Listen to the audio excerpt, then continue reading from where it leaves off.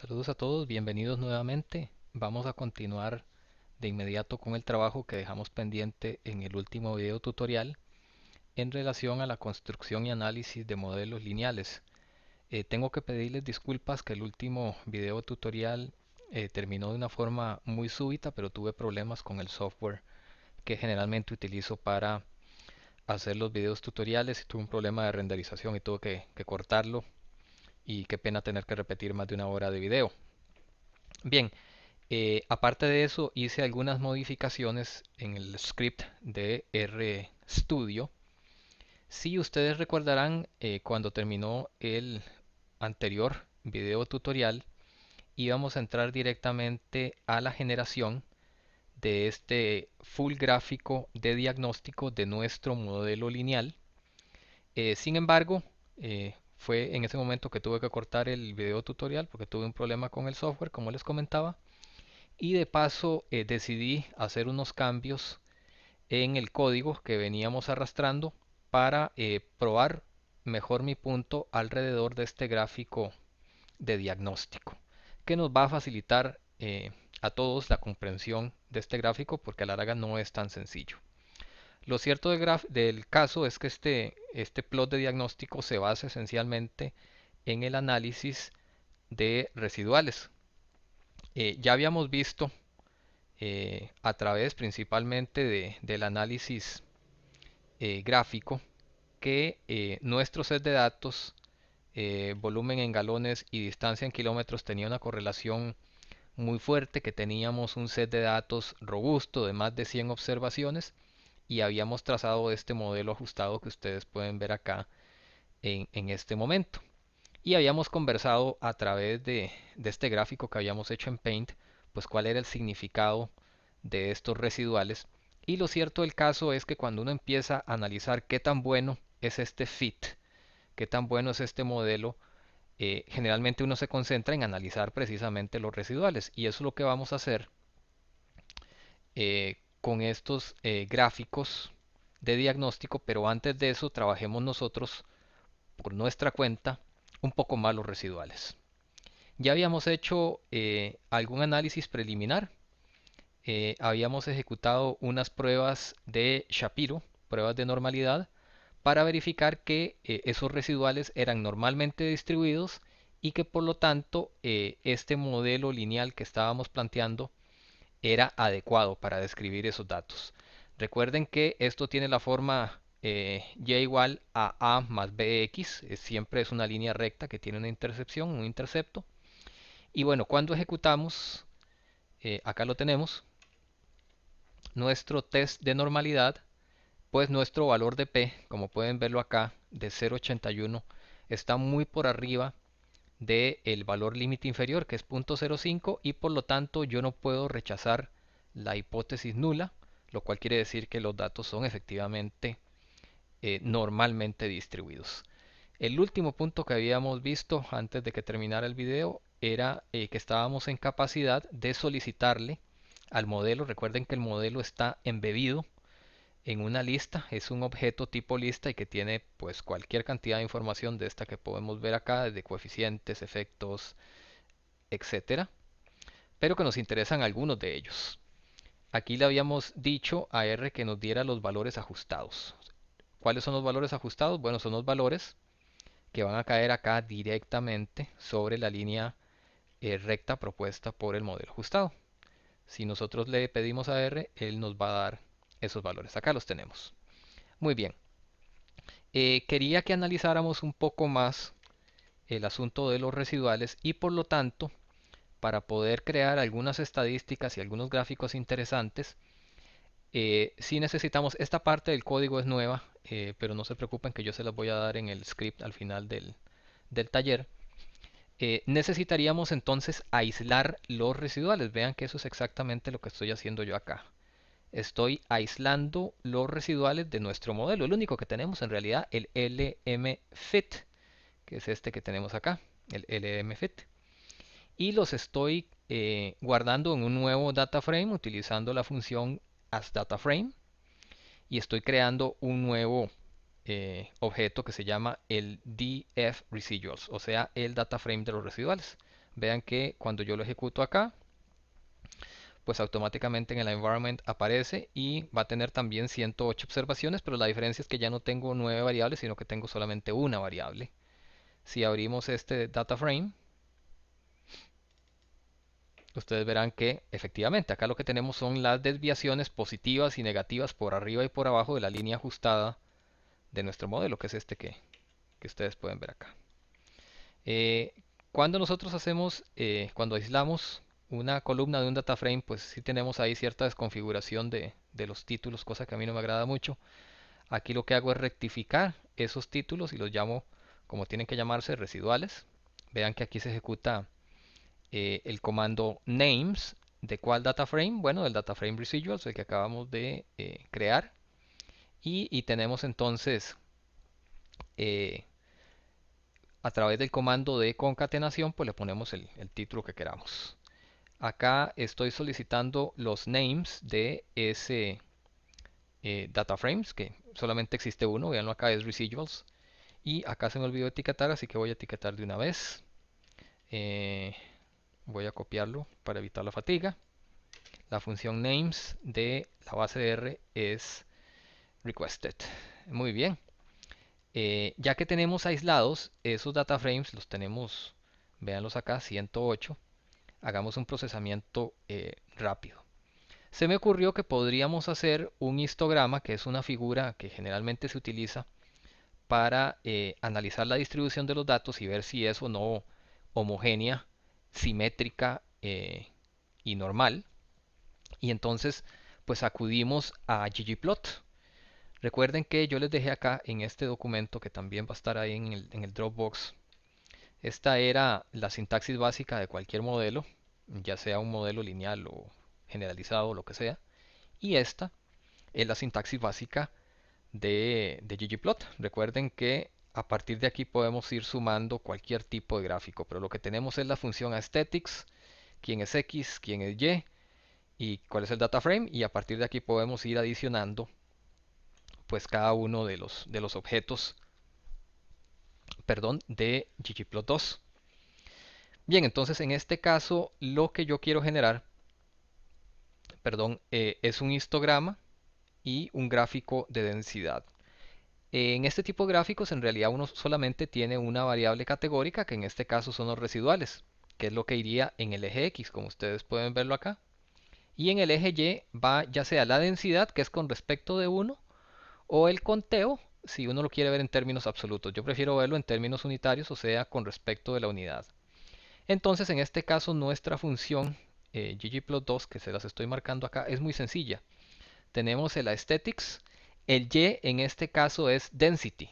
Cuando uno utiliza density, tiene que poner dos puntos adelante y dos puntos atrás. Eso es todo.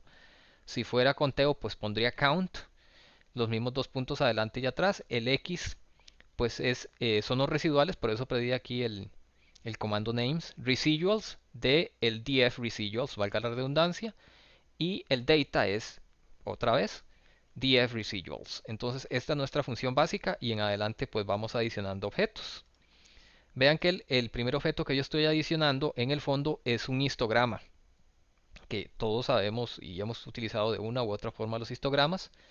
Le estoy diciendo que me dé un color gris. Este es el color del contorno. El color de relleno de las barras, yo le dije que le diera yellow, que me pareció aceptable. Nunca había hecho esa combinación, pero la verdad es que me gustó. Le doy un size de 0.75 y un alfa de 0.95.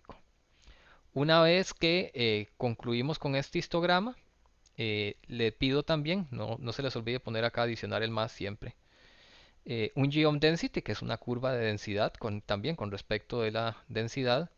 Y simplemente aquí es muy sencillo, le digo que me dé un size de 0.75 similar al histograma y un alfa de 0.95.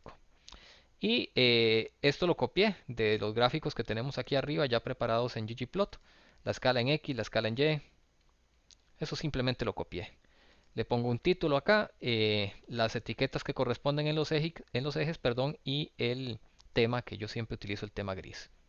Muy bien, permítanme entonces ejecutar este gráfico, esta composición gráfica, son más de un solo objeto, para probar mi punto alrededor de los residuales. Recuerden, estamos trabajando con residuales. Muy bien, lo ejecutamos. Eh, Muy bien, y acá lo tenemos. Tenemos un mensaje aquí arriba que quiero que lo veamos, que nos dice que la cantidad de bandas es, es utilizando básicamente el rango entre 30 y así define la cantidad de barras. Si uno quiere modificarlo puede utilizar este argumento que se llama bandwidth equal to x. No sé si fueran en 15 o 20 o las que fuera, eso es ajustable. En este momento en realidad eso no nos interesa. Esta es la composición gráfica. Vean que lo que tenemos en X, tal y como está aquí en la función principal de ggplot, son los residuales, que en este caso tienen unidades de kilómetros también, porque es el valor esperado de Y. Nada más que en este caso está en X, lógicamente. Y acá lo que tenemos es la densidad unitaria, así que esto no tiene mucho sentido. Lo que nos interesa más bien es la geometría. Y vean ustedes que de fondo tenemos esta línea negra, que es un gráfico de densidad, y la combinación de estos dos elementos nos da una muy buena idea de cuál es la distribución de esos datos. En este caso son residuales. Recuerden que nosotros tenemos que concentrarnos en los residuales, no tanto en las observaciones, para probar qué tan fuerte es ese modelo lineal que hemos planteado. Muy bien, ustedes verán acá que tanto el histograma como el gráfico de densidad nos muestra una distribución de datos que es muy homogénea en realidad. Vean que lo que tenemos es un solo pico. Ese pico tiene una sección ascendente y descendente que en realidad son muy similares. Y eso nos da confianza de que esos datos, en este caso los residuales, son normalmente distribuidos. Estoy siendo redundante porque ya lo habíamos probado otra vez de la prueba de Shapiro. Pero esto es una expresión gráfica que uno podría hacer incluso a mano y que le da una muy buena noción de que si esos datos son o no normales y que si ese modelo lineal se ajusta o no al fenómeno que estamos tratando de analizar. Aparte de eso, vean la base. Vean que nosotros tenemos acá un promedio en casi cero. De hecho, vean ustedes, aquí tengo una función, un summary, en el cual estoy solicitando que me dé un summary de los residuales. Ejecutémoslo, es más, limpiemos la pantalla para que lo veamos mejor. Aquí lo ejecutamos y vean, lo que tenemos es una media y una mediana muy cercana a cero, que es exactamente lo que ustedes pueden ver acá. Tenemos un mínimo de menos 83 que estaría acá y tenemos un máximo de 80 que estaría acá. Entonces vean que el rango es muy homogéneo y muy simétrico. Con solo verlo, esta es una curva muy simétrica. Vean el primer cuartil y el tercer cuartil, perdón. Menos 24 y 23 positivos, o sea, son prácticamente el mismo. Dicho de esa manera, estos residuales definitivamente son normales, ya lo habíamos comprobado con la prueba de Shapiro, pero quería que fuéramos enfáticos en esto para poder interpretar este gráfico de diagnóstico, que no es tan sencillo de interpretar.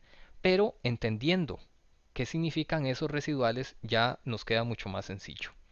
Muy bien, nosotros podríamos tomar esos residuales y de alguna manera normalizarlos o de alguna manera estandarizarlos para que sean comparables con otro tipo de fenómeno. ¿Por qué lo digo? Bueno, porque déjenme amplificar esto. En este momento, este, este gráfico y, y estos residuales son kilómetros, son unidades de kilómetros. Pero uno eventualmente, perdón, tengo un cable enredado aquí por la cabeza, ahora sí. Pero uno eventualmente podría querer hacer una comparación del comportamiento de los residuales entre unidades que son completamente diferentes, por las razones que sea.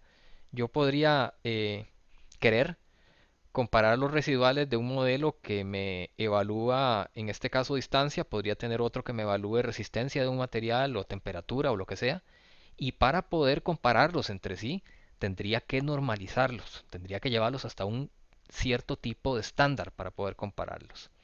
Y en ese sentido, el mejor estándar es precisamente la desviación estándar, baja la redundancia. Y para eso vean ustedes esta función que yo tengo acá. Lo que tenemos esencialmente son los residuales, que ya los hemos visto hasta el cansancio. Y cada uno de estos residuales yo los estoy dividiendo, véanlo acá, por la desviación estándar de todos los residuales. O sea, cada una de las observaciones que ustedes pueden ver acá, de estos residuales observados, lo voy a dividir por el total de la desviación estándar. Recuerden que esa desviación estándar ya nosotros la habíamos calculado. Viene en el modelo como el error estándar o podemos pedírselo a R y andaba en esto, en el orden de 33.66. Bueno, esto es muy sencillo. En realidad lo que hacemos es dividir los residuales por su desviación estándar.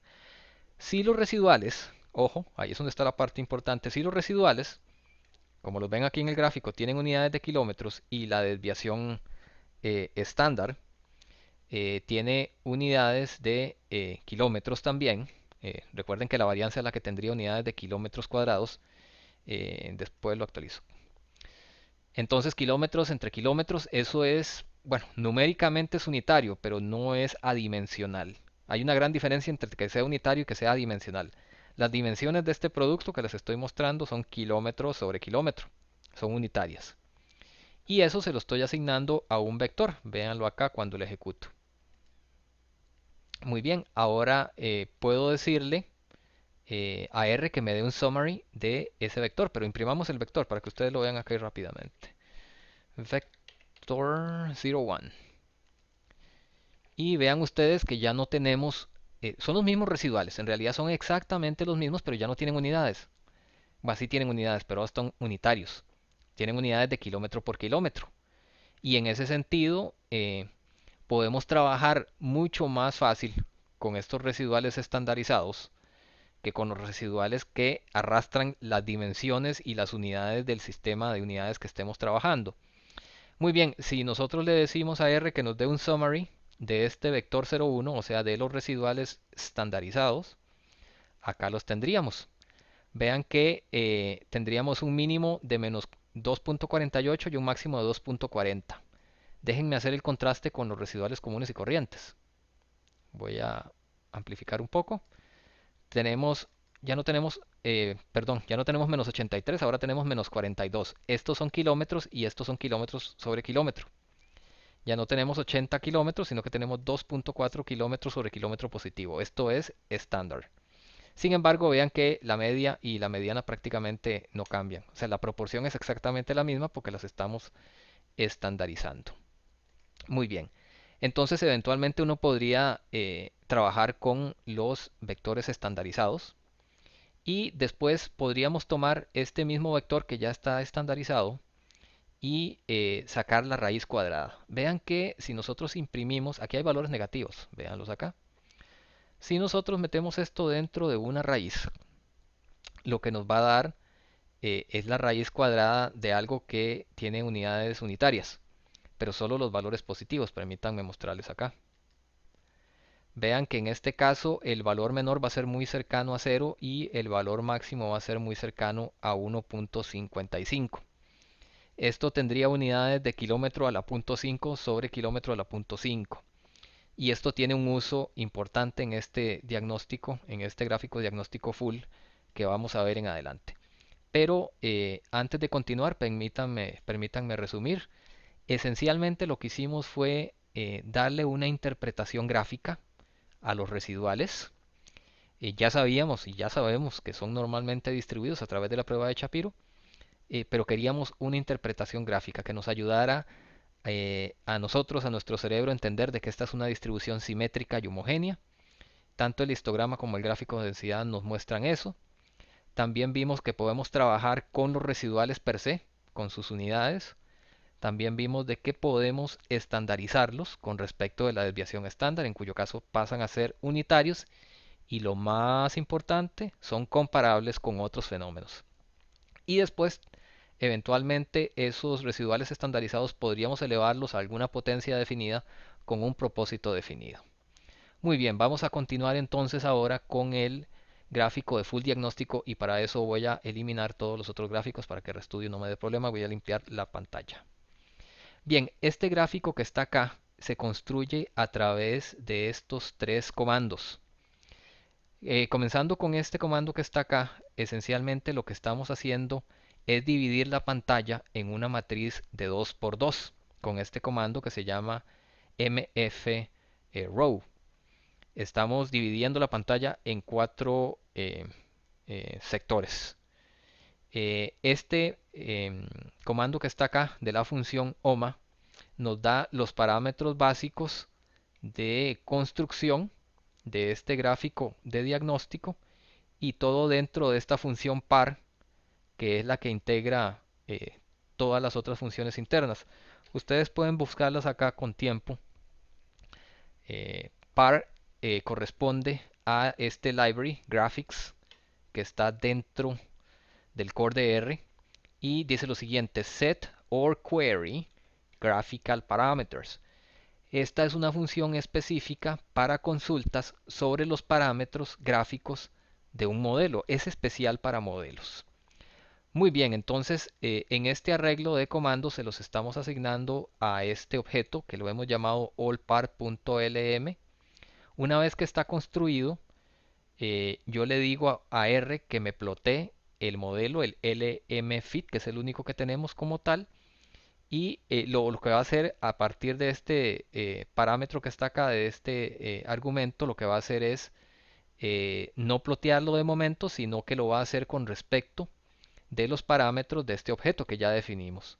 En ese sentido, para poder ejecutar ese gráfico de diagnóstico, voy a hacerlo más grande nuevamente. Necesitamos seleccionar las tres líneas de comando. Vean que yo las estoy seleccionando todas. Si selecciono uno y después la otra, el asunto no funciona muy bien. Este es el formato básico que ustedes necesitarían para cualquier gráfico de cualquiera de los ejercicios que vamos a hacer en el laboratorio. Lo único que tendrían que hacer acá es simplemente cambiar el nombre del modelo, el LMFit 1, 2, 3, lo que sea. El objeto es exactamente el mismo y las instrucciones también. Ok, vamos a ejecutar entonces esas tres líneas de comando y acá tenemos nuestro full gráfico de diagnóstico. Así se le llama. Son cuatro gráficos. Esto es muy común. Se puede hacer en Minitab. Recuerdo que en Minitab se hace en SPSS. Es muy típico. Es una herramienta súper básica para analizar todo lo que son modelos, no solamente modelos lineales, prácticamente cualquier otro tipo de modelo. Muy bien. Entonces, todo el asunto y los minutos que gastamos alrededor del análisis, perdón, del análisis de los residuales, de la estandarización de los residuales, de la expresión gráfica de los residuales, es para poder comprender este gráfico mejor y sacarle más provecho y más interpretación. Muy bien, de antemano les digo, aquí está una nota en inglés de lo que significa cada uno de ellos y antes de que lo leamos, más bien tratemos de interpretarlo. Ok, vamos a darle un zoom. Comencemos por este esquina superior izquierda. Como en cualquier otro gráfico, uno lo que tiene que hacer primero es ubicarse con los ejes, qué tipo de escala tengo y qué unidades son las que tengo. Muy bien. Comencemos con este. A este se le llama los residuales versus los valores ajustados. Residuals versus fitted. Bueno, entonces, ¿qué es lo que tenemos en el eje Y? O sea, en el valor, la variable de respuesta, en este caso son los residuales. ¿Qué unidades tienen los residuales? En este caso tienen kilómetros. ¿Cuál es el rango que nosotros analizamos de los residuales como tal? Acá lo tenemos. Volvamos, es más, de hecho yo creo que ya puedo limpiar un poco mejor esto. El summary de los residuales, vean que aquí tenemos desde menos 83 hasta 80. Entonces acá debería ser consistente. Y efectivamente, este rango que está acá de 100 a menos 100, lo que nos cubre son esos valores precisamente. Entonces estamos bien. No hemos hecho nada absolutamente extraño. Los fitted values, o sea, los valores ajustados del modelo. Recuerden que ya los habíamos pedido, fue lo último que hicimos en el video tutorial anterior. Acá los tenemos. Estos son los valores ajustados y los habíamos... Voy a crear este gráfico de ggplot otra vez. Recuerden, son los valores que están aquí sobre la línea mecánica, sobre la línea determinística. Y los residuales, pues sencillamente es la diferencia de cada una de estas observaciones con respecto de esa línea mecánica ajustada. Muy bien. Volvamos acá a nuestro gráfico. Eh, no era ese, qué pena, es este. Muy bien, entonces ya sabemos qué es lo que tenemos en el eje Y y en el eje X. Ahora sí, ¿qué significa esto? Es muy sencillo. Cada uno de estos puntos que están acá corresponde a los residuales de nuestras observaciones. Perfecto. Y acá vean que nosotros tenemos dos líneas. Concentrémonos primero con la línea punteada. Esa línea punteada es una línea completamente recta, véanla ustedes, y que parte de cero. ¿Cero qué? Cero residuales, lo cual quiere decir lo siguiente. Si todos estos puntos experimentales residuales cayeran sobre esta línea punteada, querría decir que el modelo es perfecto, o sea que todas las observaciones caen sobre el modelo mecánico, lo cual nunca va a suceder. Vean que, sin embargo, lo que sí pueden apreciar acá es una distribución bien homogénea, bastante homogénea, de los residuales tanto por arriba como por debajo de esta línea de cero. Y aparte de eso tenemos una línea mecánica acá, un spline, un smooth, que es este rojo que ustedes pueden ver acá.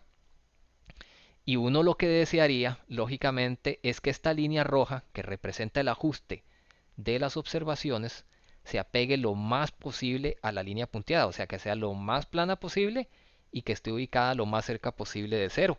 Y vean que en este caso eso es precisamente lo que estamos obteniendo. Una muy buena distribución de los residuales en una escala que va desde menos 80 hasta 80 positivo y la línea es bastante plana. Aquí hay algunas observaciones que R nos está diciendo, bueno, tengan un poco de cuidado. De momento no sabemos mucho sobre ellas. La 92, la 84 y la 72, porque parece que están como muy dispersas. En esencia, entonces, este gráfico, eso es precisamente lo que queremos, de que esta línea roja se ajuste lo mejor a la línea mecánica de cero residuales. Aquí tenemos una nota, se la voy a leer en español. Dice lo siguiente, los residuales representan la distancia vertical desde cualquier punto observado a la distancia del modelo, perdón, hasta la línea del modelo regresionado, del modelo ajustado, lógicamente. Si todos los puntos cayeran exactamente sobre esa línea de regresión, pues todos los residuales caerían exactamente sobre la línea roja y por lo tanto no existirían residuales. Sería algo perfecto, lo cual nunca va a pasar. Ahora, esta es la explicación y aquí yo les estoy dejando entre paréntesis cuadrado eh, y en mayúscula qué es lo que sugiere ese gráfico. En realidad, este gráfico, permítanme, este gráfico de acá nos sugiere homogeneidad, nos sugiere linearidad, que el modelo es adecuadamente lineal, y nos sugiere de que existe una varianza constante. Y eso es lo que podemos ver acá, que la varianza reflejada a través de esos residuales es proporcional, tanto por arriba como por debajo de esta línea de cero. Muy bien, entonces este gráfico sugiere tres cosas pensando en lo que les podría preguntar en un examen que de fijo va a ser así. Este gráfico nos sugiere homogeneidad, nos sugiere linearidad y nos sugiere una varianza constante. Muy bien, ahora veamos el segundo gráfico. Eh, este gráfico se le llama el gráfico de normalidad QQ o QQ plot, como se dice en inglés. ¿Qué es lo que tenemos? Ubiquémonos siempre con los ejes. Lo que tenemos son los cuantiles teóricos, los mismos cuantiles que hemos trabajado siempre, el 1, el 2, el 3 y el 4, nada más que en este caso están en términos unitarios. Y acá lo que tenemos en el eje Y, ahora sí vean qué importante, son los residuales estandarizados. ¿Estandarizados con respecto de qué? Con respecto de la desviación estándar. Ya los habíamos hecho acá arriba, por eso habíamos gastado esos minutos valiosos acá. Habíamos hecho acá un vector, el vector 0, 1, donde teníamos esos residuales estandarizados y si le damos un summary, vean que aquí los tenemos, desde menos 248 hasta 2.4, que de hecho ese es el rango que ustedes pueden ver acá precisamente, o sea, estamos bien ubicados. Este gráfico es comparable con cualquier otro modelo, con cualquier otro fenómeno. Entonces, la respuesta claro, de los residuales estandarizados contra los cuantiles se apegan, o uno pretendería que se apeguen lo más posible a esta línea recta que está acá. Y vean que efectivamente hay algunas observaciones que se desvían un poco de esta línea recta. Sin embargo, la vasta mayoría está cayendo muy cercano a esa línea recta. Y este gráfico esencialmente, residuales estandarizados, ya saben cómo, contra los cuantiles teóricos, lo que nos sugiere es que tan normal es nuestro modelo, nuestro fenómeno. Ya sabemos de qué es normal. Estamos siendo redundantes, simplemente lo estoy haciendo para que ustedes puedan analizar un gráfico de estos. No siempre va a ser así de bonito. Puede haber una dispersión tal que los ponga a ustedes a dudar si eso es o no normal. Muy bien, entonces este gráfico lo que nos sugiere es normalidad. Acá tengo la nota al respecto. Vamos a ver. Aquí está el QQ-plot, Normal of Residuals. Este gráfico verifica la asunción original de que los residuales son normalmente distribuidos, efectivamente. Lo que sugiere es normalidad. O sea que en un examen yo les pregunto, ¿qué es lo que sugiere el QQ-plot? Y ustedes tendrían que decir, es normalidad. Consecuentemente, si los residuales fueran normalmente distribuidos, deberían caer exactamente sobre la línea gris discontinua. Vean que la mayoría caen, o sea, nunca, a menos de que lo haga un experimento sintético, es más, yo creo que ni así, caerían todos exactamente sobre esta línea punteada gris, pero vean que hay una muy buena concordancia. Excelente.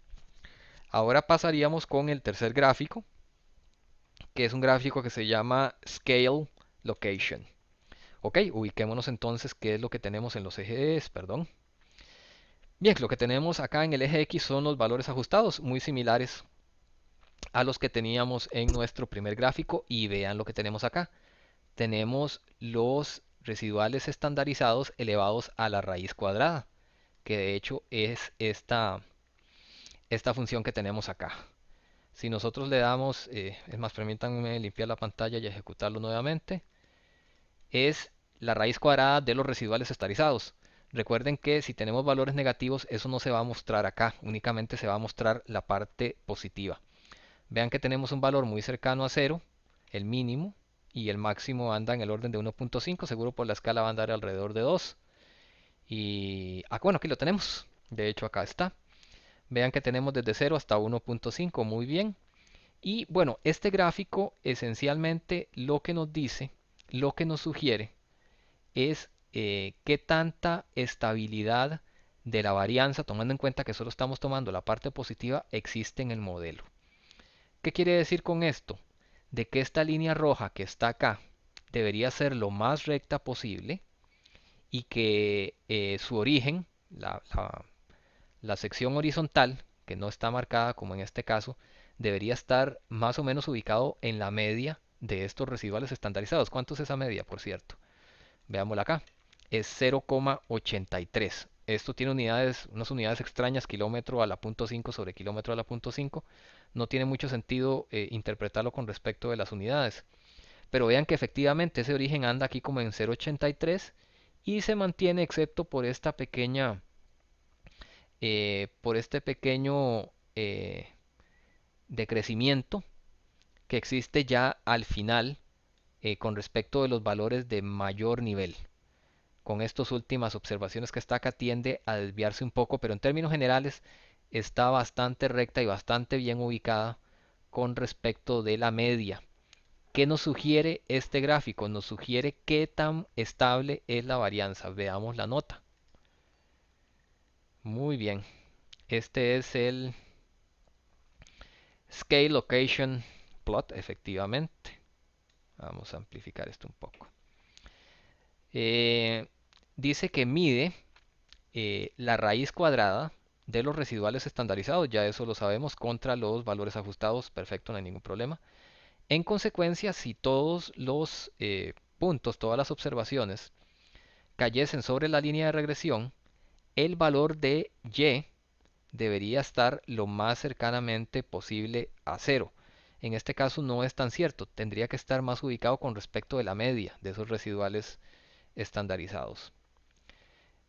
Dado que, esto es lo más importante, dado que la varianza, que se asume que la varianza de los residuales no cambia sustancialmente a través de la distribución, si esta asunción es correcta, entonces la línea recta debería ser relativamente plana, como lo es en este caso.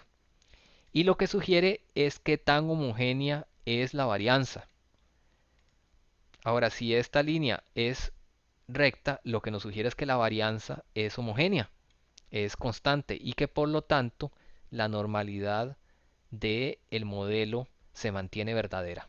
Si nosotros tuviéramos aquí una variación significativa a lo largo de la proporción de este eje Y que sube, por ejemplo, y después baja radicalmente, ya uno se pondría a pensar si en realidad ese principio de homogeneidad de la varianza se mantiene o no. En este caso se mantiene y se mantiene muy bien, tal vez excepto un poco por estas últimas observaciones, las que tienen un valor ajustado más alto, y eso nos da al traste con algún método, se podría uno preguntar, que nos ayude a decidir qué observaciones nos están influenciando negativamente o nos están modificando la pendiente de nuestro modelo.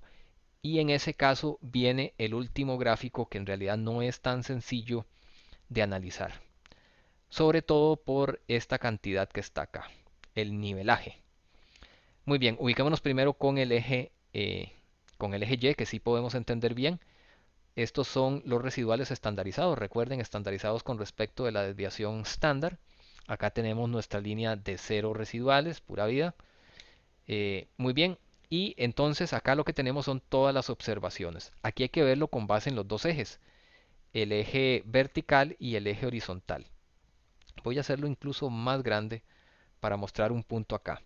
Vean que aquí tenemos una línea continua que uno esperaría que también fuera lo más plana posible y que se ajuste lo más posible a esta línea punteada gris, que es la de cero residuales. Vean que está en términos generales bastante bien, excepto en estas últimas observaciones que ustedes pueden ver acá.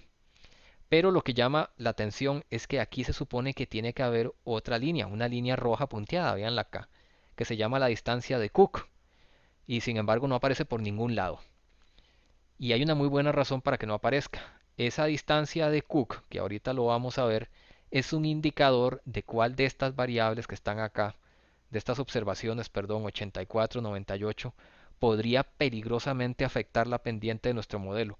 Pero vean que R ni siquiera lo está graficando, no aparece esa distancia de Cook por ningún lado, lo cual es muy bueno, porque ni siquiera estamos cerca de esa zona que yo la llamo una zona de peligro. Bueno, ya nos ubicamos acá con los residuales estandarizados, sabemos lo que son, vean que hay una distribución homogénea, muy similar a la distribución homogénea que se da acá o que se da acá. Y vean que lo que sí se nota es que ese nivelaje tiene mayor efecto, perdón, hay mayores residuales en la zona donde el nivelaje es menor. Ahora, ¿qué es el nivelaje? Leamos la nota que está acá. Es una cantidad tal vez un poco compleja de comprender. Muy bien, los residuales estandarizados versus el nivelaje. El nivelaje es una medida de cómo cada una de las observaciones, permítame volver acá, como esta observación, por ejemplo, o esta observación, o esta observación, cualquiera de ellas. Se lo repito, el nivelaje es una medida de cómo cada una de las observaciones podría influenciar la regresión. O sea, me altera o no me altera la pendiente que estoy tratando de minimizar.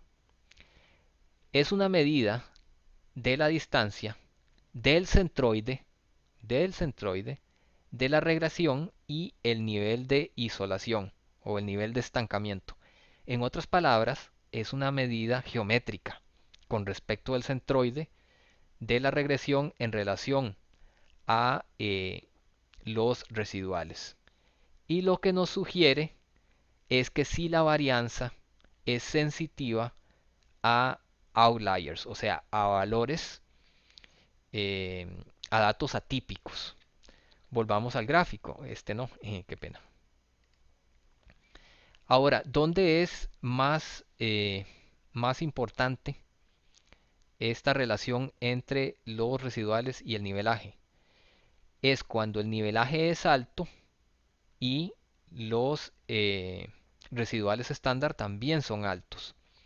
Todas estas observaciones que están acá, si bien es cierto, están en un rango, digamos, relativamente alto de variación, tienen un nivelaje muy bajo, perdón. Uno le pondría atención a estos que tienen un alto nivelaje, o sea, una alta separación con respecto del centroide, pero vean que más bien tienen unos residuales estándares relativamente bajos.